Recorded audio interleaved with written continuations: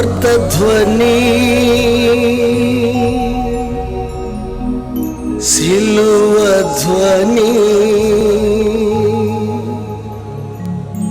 వినువారి హృదయాలలో విజయధ్వని.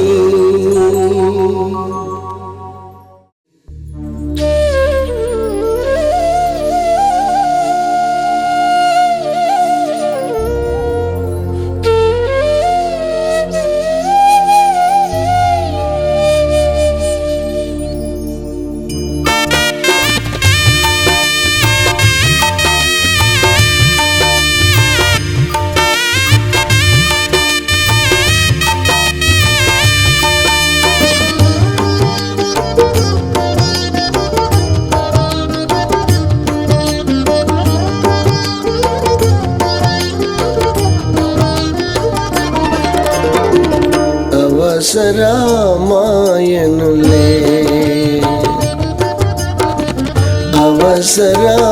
అవసరమాయనులే రుధిరధారలు పాపపు డాగులు రుధిరధారలు పాపపు డాగులు కడుగుట కొరకై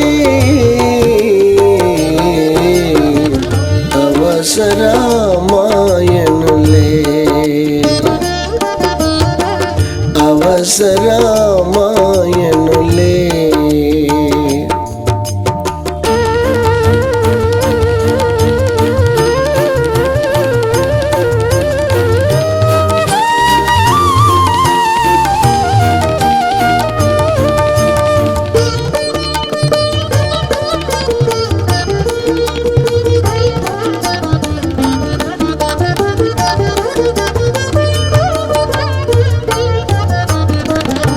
రక్తపు ప్రోక్షణ లేని ఎడల రక్తపు ప్రోక్షణ లేని ఎడల పాపపు మరకలు పోవు తెలుసా.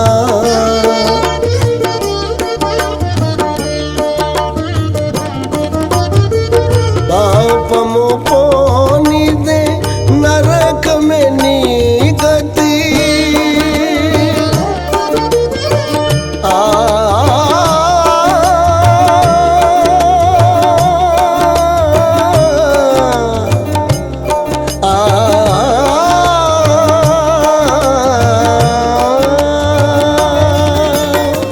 పాపము పోనిదే నరకమే నీ గతి.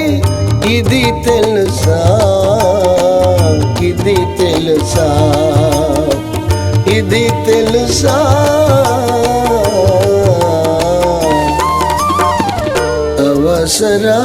అవసరమాయనులే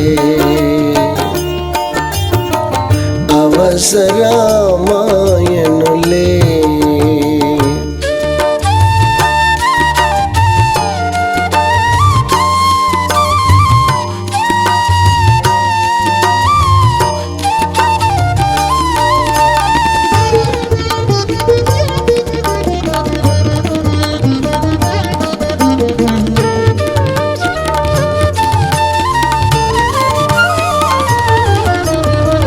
మేకల రక్తము కోడెల రక్తము మేకల రక్తము కోడెల రక్తము ఎద్దుల రక్తము వలనగునా.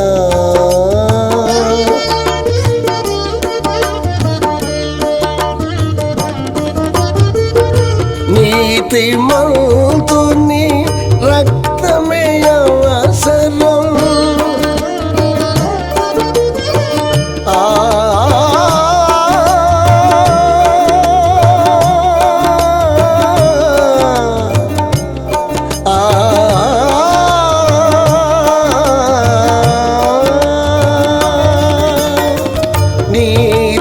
నీతిమంతుని రక్తమే అవసరం. ఇది తెలుసా ఇది తెలుసా ఇది తెలుసా.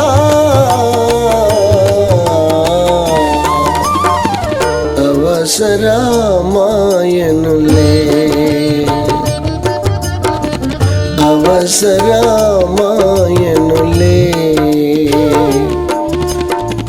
రుధిరధారలు పాపపు డాగులు రుధిరధారలు పాపపు డాగులు కడుగుట కొరకై అవసరమాయనులే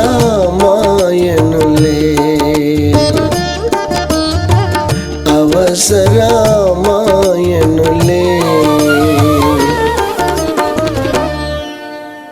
ఇది మనం భారతదేశంలో పుట్టి పెరిగాము. మనకు మనవాళ్ళు నేర్పిన విషయాలు ఏంటంటే దేవుడు సంరక్షణ కోసము కానీ దుష్ట శిక్షణ, త్వరగా చెప్పండి, రక్షణ కోసము దేవుడు వివిధ కాలాలలో ఆయన అవతారాలుగా వచ్చాడు, వస్తున్నాడు అన్నారు. అంటూ ఏమన్నారంటే మన వాళ్ళు దేవుణ్ణి, మనం అనుకుంటున్న దేవుణ్ణి 10 అవతారాలుగా చూపించారు. 10 అవతారాలుగా చూపించారు. ఎలా చూపించారో మన వాళ్ళు మీకు తెలుసా? గొప్ప మాటలు చెబితే ఇక్కడ తీసుకొచ్చి పెట్టారు. గొప్ప కార్యాలు కొన్ని జరిగితే ఈ 10 పెట్టారు. గొప్ప రాజ్య ప్రజలకు మేలు చేస్తే ఈ 10 పెట్టారు. ఈ 10 ఇక ఉన్నారు. మెయిన్ నారాయణ అంటారు, నారాయణ అని అంటారు. నారాయణుడు అంటే నీటి మీద అల్లాడు వాడుతో నేను కూడా చదివాను. రాముడు అంటే రంజింప చేయవాడు. ఇంకా దానికి అర్థాలు ఉన్నాయి.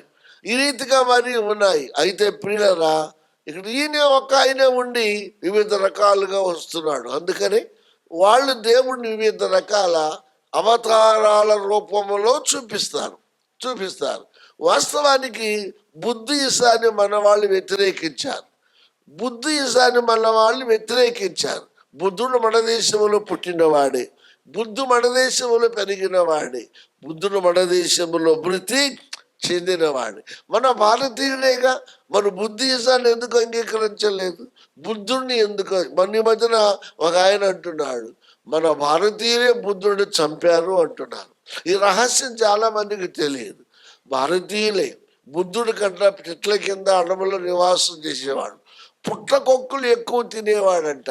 పుట్టకొక్కులు దొరికితే వాటిని ఏదో పచ్చి వేయించుకొని ఏదో ఎవడో చేసి పెడితేనో ఆ చెట్టు కింద చేస్తే తినేవాడట. పుట్టకొక్కుల కూరలో ఇష్టము కలిపి చంపారట. కలిపింది ఎవరంటే మన వాళ్ళని. ఎందుకు చంపారు? బుద్ధుడు ఏమన్నాడు అంటే మనుషులంతా ఒకటే, మనిషి చెడిపోవడానికి గల కారణం ఏంటంటే కోరికలే దీన్ని మానవ జీవితం సర్వనాశనము చేస్తున్నాయి. మానవుడు కోరికలను జయించగలిగితే అసలు పాపం అనే ఉండదు, దోసుకునేది ఉండదు, యుద్ధాలే అవసరం ఉండదు. కాబట్టి అన్నాడు. అందుకే అశోకుడు ప్రభాని ఆ రోజులు భారతదేశ సమస్తాన్ని జయించిన బుద్ధిజానికి లోనై కత్తి కింద పడేసి శాంతి స్తూపాన్ని స్థాపించాడు. ఆ శాంతి స్తూపమే ఇప్పుడు రూపాయి బిళ్ళల మీద నేటికి కనబడుతూ ఉంది. అవునా? ఆయనకు యుద్ధం వద్దు అన్నాడు. అంతగా మార్పు చెందింది దేనిని బట్టి? బుద్ధుడు నేర్పిన సుబోధలను బట్టి, రక్తపాతాన్ని బట్టి. ఇది మన వాళ్ళకి నచ్చలేదు. మన వాళ్ళు నచ్చలేదు. అందరం ఒకటంటావేంట్రా? తేడాలు ఉన్నాయి దీంట్లో. కొంతమంది తల్లుండి పుట్టారు, కొంతమంది భుజాల నుంచి పుట్టారు, కొంతమంది తొడల నుంచి పుట్టారు, కొంతమంది మోకాల నుంచి పుట్టారు. ఈ అడ్డం పెట్టేసేప్పుడు చరిత్ర ప్రకారంగా మానవుడిని విడదీశాడు. ఇప్పుడు ఏమో మనుషులు కొట్టుకు చేస్తున్నారు. తక్కువలో ఉన్నవాడిని ఎక్కువ నాటడానికి చూస్తున్నాడు, ఎక్కువలో ఉన్నవాడి కిందకి దిగటానికి ఇష్టపడటం లేదు. కుల వ్యవస్థ అనేది మనుషుల ప్రాణాలను తీస్తుంది. అందుకని నీవేంటి మాకు వ్యతిరేకం చేస్తున్నావని బుద్ధిజాన్ని తోలేశారు, బుద్ధిస్టులను చంపేశారు, బుద్ధ నమ్మకాన్ని తీసి పెట్టేశారు. కానీ బుద్ధుని విగ్రహాన్ని మాత్రం 10 మందిలో చేర్చుకున్నారు. ఎందుకు? భారతీయుడు బుద్ధుడు మాకు కావాలి, బుద్ధిస్టు మాకు అవసరం లేదు. మేము వేరు వేరుగా చెబుతున్నాం. ఆయన అంటాడు అందరూ ఒకటే అంటారు. ఈ రీతిగా మన వాళ్ళు ఆయా కాలములలో ఆయా యుగములలో 4 యుగాలు విభజించి గొప్పవాళ్ళని ఆ లిస్టులో పెట్టారు. ఇంకా యేసయ్యని పెట్టలేదు. వాళ్ళకు అవసరమైతే అందరూ సమాన ఆయన కూడా ఉన్నా ఇది. కానీ మనకు బైబిల్ మీకా గ్రంథంలో ఉంది, పురాతన కాలము మొదలుకొని చెప్పండి శాశ్వత కాలము వరకు ఆయన ఏం చేస్తున్నాడు? ప్రత్యక్షపరచబడుచున్నాడు కానీ అవతారాలు మాత్రము లేవు. అటువంటి వాళ్ళని అవతారంగా పెట్టుకునే అవకాశాలు బైబిలు ఇవ్వలేదు. ఒకనప్పుడు ఆది యందు దేవుడు ఉన్నాడు, తన వాక్కుతో సమస్తాన్ని నిర్మించాడు. ఆయన కనబడలేదు, సృష్టి కనబడేలాగా చేశాడు. మొదటిగా ఆయన కనబడలేదు, సృష్టి కనబడేలాగా చేశారు. ఆ తరువాత కొంతకాలానికి ఆయన మనసులో ఏదో ఒకటి ఉంది, ఒక వ్యక్తిని లోకానికి పంపించాలి అని.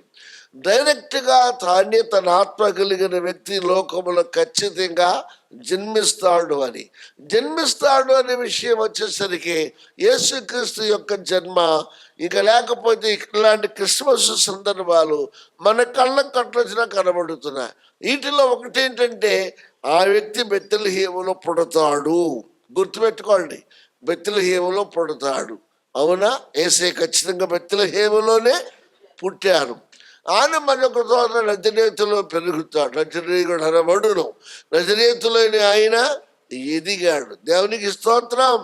ఆయన మహాపండితులతో వాదించి పండితులను ఓడిస్తాడు. దైవ చిత్తం గురించి పోరాడతాడు. 12 ఏళ్ల వయసులోనే యెరూషలేములో బాగా చదువుకున్న వారితో పోటీగా దిగి 12 ఏళ్ల బాలుడు మహాపండితులను ఓడించాడు. ఓడించటం మాత్రమే కాక యేసయ్య సేవలోకి వచ్చిన తర్వాత మహాపండితులము అని ఉప్పొంగిపోతున్న వారిని పిల్ల చేష్టలు చెట్టిన పిల్లకాయలకు పోల్చాడు. పండితులను పండ్రా మీకేం తెలుసు, మీరు ఒక పిల్లవాని చేష్టలు చేస్తున్నారు అన్నాడు. దీన్ని కొరింథీ పత్రికలో పౌలు గారు అన్నాడు, పిల్లవాని చేష్టలు చేసి తిని పెద్దవాడిని పిల్లవాని చేష్టలు మానివేసి తిని. అంటే యూదులు ఏది గొప్ప అనుకున్నారో దాన్ని పక్కకు నెట్టేశారు. యూదులు ఏది ప్రధానంగా భావించారు దాన్ని దాటి పౌలు గారు పైకి వచ్చేశారు. దేవునికి స్తోత్రం. ఇవన్నీ కూడా పరమ సత్యాలు, ఇవన్నీ కూడా అర్థం చేసుకోవాలి. 8 మర్మముల రూపంలో బైబిల్లో చెప్పబడ్డాయి. అందుకే బైబిల్లో మర్మము అన్నాడు ఒక చోట, గొప్ప మర్మము అన్నాడు ఒక చోట. కాబట్టి మీకా 2వ అధ్యాయం 5వ అధ్యాయం ప్రకారంగా పురాతన కాలం వాళ్ళు కొన్ని శాశ్వతకాలం అంటే అవతారాలు కాదు. సృష్టి చేశాడు కొంతకాలం, మనిషిని డెవలప్ చేశాడు కొంతకాలానికి, తను ఇజ్రాయేల్ నిర్మించాడు కొంతకాలానికి, తనను తానే ప్రత్యక్ష పరచుకున్నాడు కొంతకాలానికి, మనస్సాక్షిని ఇచ్చాడు కొంతకాలానికి, ధర్మశాస్త్రం ఇచ్చాడు కొంతకాలానికి, ప్రవక్తలు ఇచ్చాడు కొంతకాలానికి, చివరికి తానే ఈ లోకమునకు యేసయ్యగా దిగి వచ్చాడు. దేవునికి స్తోత్రం. హల్లెలూయా. ఇది పరమ సత్యం, బైబిల్ లోతైన విషయం. ఇది అర్థం కావాలి. సరే, దాన్ని అట్లా ఉంచితే మనం చదువుకున్న దాంట్లో ఏమంటుందంటే ఆయన పుడతాడు, బెత్లెహేములో పుట్టాడు, అయిపోయింది. ప్రత్యక్షపరుచుకుంటూ వచ్చాడు, ఇంకా వస్తున్నాడు. ప్రస్తుతం ఆయన పరిశుద్ధాత్మక లోకంలో తన వంతు కార్యమైన చేస్తున్నాడు.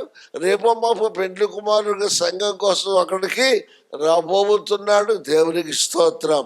ఈ మాటలన్నిటిలో ఇప్పుడు మనకు కావలసిన మాట ఏంటంటే ఇశ్రాయేలును ఆయన ఏలును. దేవునికి స్తోత్రం. పుట్టే వ్యక్తి ఇశ్రాయేలులను ఏలును. బెత్లెహేములో పుట్టిన ఎవరు? యేసయ్య. ఇశ్రాయేలు ఏలవలసింది ఎవరు? యేసయ్య. ప్రత్యక్షపరచబడవలసింది ఎవరు? యేసయ్య. విషయం పడవలసింది ఎవరు? తెలుపవలసింది ఎవరు? యేసయ్య. దేవునికి స్తోత్రం. ఇప్పుడు మీకు ప్రశ్న వేస్తున్నాను, మరి ఇశ్రాయేలీయులను యేసయ్య ఏలేడా? ఏలటానికి వస్తాడు అన్నాడుగా మీకా. బెత్లెహేములో పుట్టేది యేసయ్యగా, సొలొమోనా, దావీదా, అబ్రహామా, మోషేనా, దానియేలా? కాదుగా, యేసయ్యేగా. కన్యమరియ తల్లి ఆవిడ జన్మనిచ్చింది అక్కడేగా, అది నెరవేరిందిగా. ఇప్పుడు ఏలవలసిన బాధ్యత ఎవరి మీద ఉంది? యేసయ్య మీదే ఉందిగా. మరి చేయలేడా? ఇది క్రైస్తవుడు అర్థం చేసుకోవాలి. ఇది అర్థం చేసుకోవాలి. ఎందుకని? యూదుల రాజ్యము వేరు. త్వరగా చెప్పండి. యేసు క్రీస్తునందు విశ్వాసం ఉంచిన వారికి దేవుడు ఇవ్వబోయే రాజ్యము వేరు. యూదుల రాజ్యము భూ సంబంధమైనది.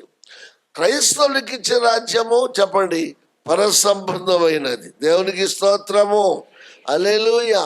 యూదులకి ఇచ్చే రాజ్యము మధ్యలో వచ్చింది, మధ్యలో ఏలబడింది, మధ్యలో వదిలేశారు. మళ్ళీ ఏదో కొంతకాలం నేను వస్తాను అన్నాడు. దానికి కూడా లిమిట్ 1000 సంవత్సరాలే అన్నాడు. కానీ ఇశ్రాయేలు రాజ్యము శాశ్వతంగా ఉండేది కాదు. మరి శాశ్వతమేది? ఎవరైతే క్రీస్తుని నమ్ముకున్నారో, ఎవరైతే క్రీస్తు రక్తం చేత కడుగా పడ్డారు, ఎవరైతే రక్షింపబడ్డారు, ఎవరైతే పాప క్షమాపణ పొందారు, వారు ఒక రాజ్యంలోకి ప్రవేశించబోతున్నారు. అదే శాశ్వతమైన రాజ్యం. ఇశ్రాయేలు రాజ్యము తాత్కాలిక రాజ్యం అయితే, ఇశ్రాయేలు రాజ్యం భూ సంబంధమైన రాజ్యం అయితే, నీవు నేను ప్రవేశించే రాజ్యం పరలోక రాజ్యము. దేవునికి స్తోత్రం. దానికి ముగింపు అనేది లేదు. ఇది కొంచెం మనము ఆలోచిద్దాం. ఇప్పుడు మన యెషయా గ్రంథంలోకి వద్దాం. చూడండి, యెషయా గ్రంథంలో ఏం చదువుకున్నాం మనము? 61వ అధ్యాయంలో చదివాం. మొదటి వచనం చదువుదాం. మొదటి వచనం చదువుదాం. 61 మొదటి వచనం చదువుదాం. ప్రభువు యెహోవా ఆత్మ నా మీదకు వచ్చి ఉన్నది, దీనులకు సువర్తమానము ప్రకటించుటకు యెహోవా నన్ను అభిషేకించను.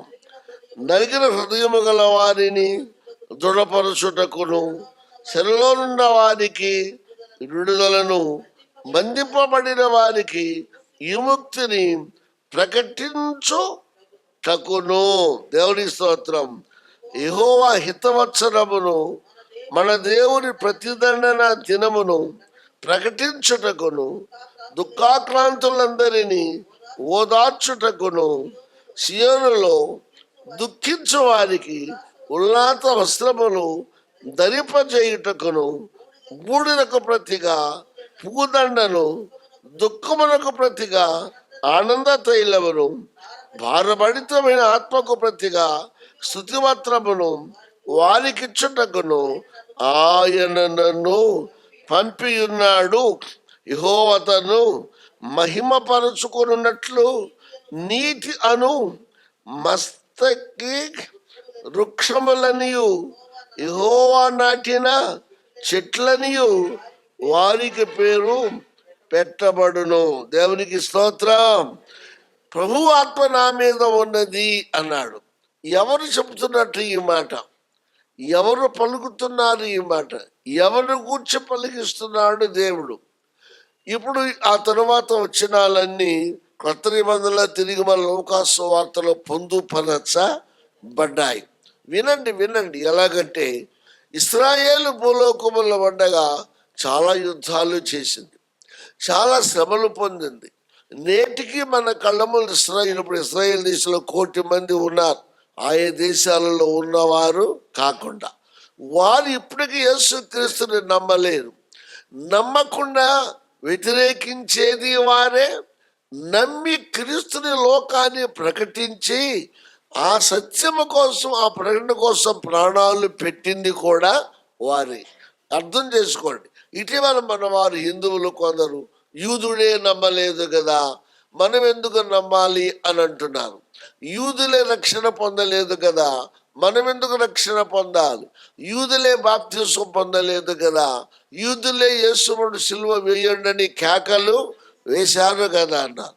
ఈ మర్మము నిజంగా క్రైస్తవుడికే తెలియనప్పుడు, క్రైస్తవ బోధకుడికే తెలియనప్పుడు పాప హిందువులకి ఏం తెలుస్తుంది? చెప్పాలి. హిందువులకి ఏం తెలుస్తుంది? తెలిసే అవకాశాలు లేవు. ఇక్కడ ఒక విషయాన్ని మనం అర్థం చేసుకోవాలి. ఎందుకు తెలియడం లేదు? ఎందుకు దీనికి ఇది ఇది ఇది ఇది ఈ లోకంలో కొద్ది కాలం ఉంటుంది, అది శాశ్వతం ఉంటుంది, దాన్ని ఇవ్వటానికి యేసు ఈ లోకానికి వచ్చాడన్న సత్యం క్రైస్తవ బోధకులకు ఎందుకు తెలియటం లేదు అంటే, ఎందుకు తెలియలేదో మీకు చెప్తాను దయచేసి. నా అనుభవంలో చెబుతున్నాను వింటున్న దాన్ని బట్టి. వీళ్ళు ఏం చేస్తున్నారంటే, ఈ బోధకులు కూడా ఏం చేస్తున్నారంటే, పాత నిబంధనలో కథలు ఉన్నాయి, అవి ఇశ్రాయేలుకు సంబంధించిన కథలు. ఇప్పుడు కథలు వినే అలవాటు మనిషికి ఉంది, అవునా? కథలు వింటాడు, కాలక్షేపం వింటాడు, తీయని మాటలు వింటాడు. కథలు కథలుగా చెప్పుట మాత్రమే గాక పౌలు గారు అన్నాడు కల్పన కథలు అన్నాడు. అంటే కల్పించి మరి, పెద్దవి చేసి మరి, లేనివి ఉన్న వాటిని చెప్పండి, ఉన్నవి లేని వాటిని చెప్పి మోసం చేసే అవకాశాలు కూడా ఉన్నాయి, అవి జరుగుతున్నాయి. స్వామి వివేకానందులు వారు నాకు చాలా ఇష్టం. వివేకానందులు వారు ఏం చేశాడంటే, వాస్తవాన్ని వాస్తవంగా చెప్పాడు, కథను కథగా చెప్పాడు. పుక్కిట పురాణాలు అన్నాడు ఆయన. పురాణాలు పుక్కిట అంటే నీళ్ళు నోట్లో పోసుకొని పుక్కిలించి, సర్వసాధారణంగా పుక్కిలించిన నీళ్లను ఎవడు మింగడు. అన్నం తిన్నాక పుక్కిలించామనుకోండి, ఆ నీళ్ళు ఏం చేయాలి? ఊసేయాలి. దాంట్లో ఏముంటుంది? ఆ నోట్లో పళ్ళలు ఇరుక్కుపోయి ఏదో ఉంటుంది. ఎంత అన్నం తిన్నా బెరుకు అనిపించదు. ఏదన్నా మళ్ళీ కొంచెం నాలుగు తగిలిదంటే చూసేవాడికి బెరికే, చెప్పండి, ఊసేవాడికి బెరికే. ఈ పుక్కిటి పొరాలంటే ఇక్కడ మిగపడతాడు, మింగేది తక్కువ, ఊసేసేది ఎక్కువ. వీటిని నమ్మవద్దు అన్నాడు స్వామి వివేకానందుల వారు. వాస్తవాన్ని తెలుసుకోవాలి అన్నాడు. దేవునికి స్తోత్రం. యేసుక్రీస్తుని బాగా స్టడీ చేసి ఆయన ఇచ్చిన మాట ఏంటంటే, దేవుడు అనుకుని ఆ దేవుని లక్షణాలు, దేవుని గుణగణాలు మనిషిగా పుట్టిన వారిలో యేసుక్రీస్తులో ఉన్నంతగా, యేసుక్రీస్తులో కనుగొనబడినంతగా, యేసుక్రీస్తు బయలు పరచినంతగా, యేసుక్రీస్తు ద్వారా ప్రచారం పొందినంతగా ఏ మనిషికి అది సాధ్యపడా లేదు అన్నాడు. ఈ సత్యాన్ని తెలుసుకున్నాడు. అంత మాత్రమే కాదు, యేసు ఎంత గొప్పవాడు అవుతాడు. మరి యూదులంటే మనకు ద్వేషం ఎందుకు? యేసుక్రీస్తు పురిటి మంచము ఇశ్రాయేలు అన్నాడు. ఏంటి దాని అర్థము? క్రైస్తవులు మేధావులు పురిటి మంచం అన్నాడు. పుట్టి మంచం అంటే మనకు తెలుసు, అంటే ఇశ్రాయేలులు యేసయ్య పుడతాడు అని, కన్య మధ్యకు ఆయన జన్మిస్తాడు అని. పుట్టిల్లు ఎక్కడ అంటే యెరూషలేము లేకపోతే చెప్పక తప్పదు అని. అక్కడ ఉంది ఆయన వంశానికి చెందిన వారు వీళ్ళందరినీ ఒక మాటలో చెప్పాడు, ఇశ్రాయేలు యేసయ్యకు పురిటి మంచము అన్నాడు. ఇంకో మాట అన్నాడు, మీ వారికి మీరు సిలువలో యేసయ్య వేలాడుతూ ఉండగా దప్పికొని నీరు కారు రక్తం కారిపోయి లేఖనం ప్రకారంగా దప్పిక అంటుంటే ఇశ్రాయేలీలు ఆ రోమీలు కలిసి ఆయనకు కనీసం ఒక గుక్క నీళ్లు కూడా ఇవ్వలేదు అన్నారు. అంటే అర్థం ఏంటి? యేసయ్య దప్పిక వాడు తీర్చలేదు. యేసు చనిపోయినా ఇష్టపడ్డారు, కానీ పీకెండిపోతే దప్పిక తీర్చని ముందుకు మీ వాళ్ళు రాలేదు. చివరికి చేతినిచ్చారు, తాగనొల్లకపోయాను అన్నాడు. అంటూ మనం ఏమన్నాడంటే, మీ వాళ్ళు తీర్చలేని దప్పిక నా భారతీయులు తీర్చాడు అన్నాడు. దేవునికి స్తోత్రం. మీ వాళ్ళు తీర్చలేని దప్పిక నా భారతీయులు తీర్చాడు. దప్పిక అంటే దప్పికనే కాదు, సమరస్త్రీతో మాట్లాడుతూ యేసు ప్రభు వారు ఏమన్నారు అంటే, మీకు తెలియని ఆహారము నాకు వేరుగా ఉన్నది అన్నాడు. మీకు తెలియని ఆహారం, మీకు తెలియని దప్పిక నాకు వేరుగా ఉంది అన్నాడు. ఏంటి ఆహారము? సువార్తను ప్రకటించుట, అనేక రక్షించే వారిని రక్షణలోనికి నడిపించుట, వారి బ్రతుకులు ఎత్తి చూపించుట, వారు ఒప్పుకుంటే వారిని క్షమించి నీతిమంతులుగా తీర్చుట. దేవునికి స్తోత్రం. పొలములు చూడండి, తెల్లవారి పండిపోయి కోతకు తీర్పుకు రెడీగా ఉన్నాయి. మీరు చూస్తూ ఊరుకుంటున్నారు. ఇది ఊరుకునే కాలము కాదు. నేను దాన్ని కొయ్యటానికి సిద్ధపడ్డా. ఇది నాతో ఆగదు. నా తరువాత నా శిష్యులకు వస్తారు, ఆ తరువాత వారి శిష్యులకు వస్తారు. ఇది వీళ్ళు భూలోకం ఉన్నంత వరకు కొనసాగుతూనే ఉంటుందన్నారు. నేటికి కొనసాగుతూనే ఉంది. దేవునికి స్తోత్రం, హల్లెలూయా. అందుచేత మీరు ఒక్కసారి ఆలోచించాలి. మరి భారతీయులు అంగీకరించారు అని సోమనాథ్ వెనకంలో ఒప్పుకున్నాడుగా. మీ వారు గుక్కి నీళ్ళు కూడా ఇవ్వలేదు అంటే తప్పిక తీర్చడానికి ఇష్టపడలేదు. మా వాళ్ళు నమ్మారు, మా వాళ్ళు ఒప్పుకున్నారు అంటే ఆత్మ సంపద తప్పిక తీర్చటానికి లేక త్రాగటానికి మా వాళ్ళు ముందుకు వచ్చారు అంటే చప్పెట్లు కరచాలు కొట్టేశారు. ఆ మత నాయకుల మీటింగ్లో వివేకానంద వాళ్ళు హైలైట్ అయింది. ప్రపంచం అంతా దాన్ని చాటి చెప్పారు. ఈస్టర్న్ కంట్రీ తూర్పు దేశాలలో ఇంత జ్ఞానం గలవారు ఉన్నారని అందరూ ఆశ్చర్యపోయారు. ఆయన ప్రసంగం చేసిన రోజును ఈరోజు మన వాళ్ళు పండుగగా చేసుకుంటున్నారు. కాబట్టి మనం అర్థం చేసుకోవాలి. దేవునికి స్తోత్రం. యెషయా గ్రంథం 61 మొదటి వచనాలు, నేను అభిషేకించబడుతున్నాను అన్నాడు. ఎవరయ్యా ఆ వ్యక్తి అంటే ప్రభువు అయినా యేసు అన్నాడు. ఆత్మ నా మీద ఉంటుంది అన్నాడు. ఎవరయ్యా అంటే ప్రభు అయినా యేసయ్య. దేవుని చెప్పండి. క్రీస్తు అనగా అభిషిక్తుడు. దేవుని స్తోత్రం. వచ్చి ఏమి చేస్తాడు అనేది కింద వచ్చిన ఏమి చేస్తాడు. దేవునికి స్తోత్రం. దీనులకు సువార్తను ప్రకటిస్తాడు. చెరలో ఉన్న వారిని విడుదల చేస్తాడు. చీకట్లో ఉన్న వారికి వెలుగునిస్తాడు. కుంటి వారికి చెప్పండి కాళ్ళనిస్తాడు. గుడ్డి వారికి కళ్ళునిస్తాడు. దేవునికి స్తోత్రం. హితవత్సరమును ప్రకటిస్తాడు. మంచి సువార్తను అందిస్తాడు. అందించి ఒక జనాంగమును ఏర్పాటు చేస్తాడు. ప్రైజ్ ది లార్డ్, హల్లెలూయా. అందించి ఒక జనాంగమును ఏర్పాటు చేస్తాడు.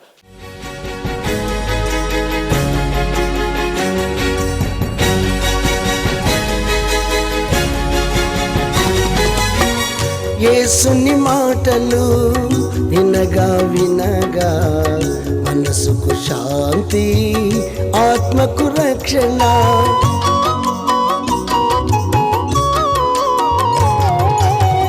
యేసుని మాటలు వినగా వినగా మనసుకు శాంతి, ఆత్మకు రక్షణ. యేసుని మాటలలో విలువను ఎరిగినచో, యేసుని మాటలలో విలువను ఎరిగినచో నీ బ్రతుకంతా మేలే మేలుగా, నీ బ్రతుకంతా మేలే మేలుగా. వినగా వినగా యేసు సువార్త కలుగును హృదయాలలో విశ్వాసం. వినగా వినగా యేసు సువార్త కలుగును హృదయాలలో విశ్వాసం. అందుకే అందరూ రండి కూర్చోండి వినండి. అందుకే అందరూ రండి కూర్చోండి వినండి. యేసయ్య మాటలు వినండి. సువార్త ధ్వజం, సిలువ ధ్వజం, వినువారి హృదయాలలో విజయ ధ్వజం, వినువారి హృదయాలలో విజయ ధ్వజం.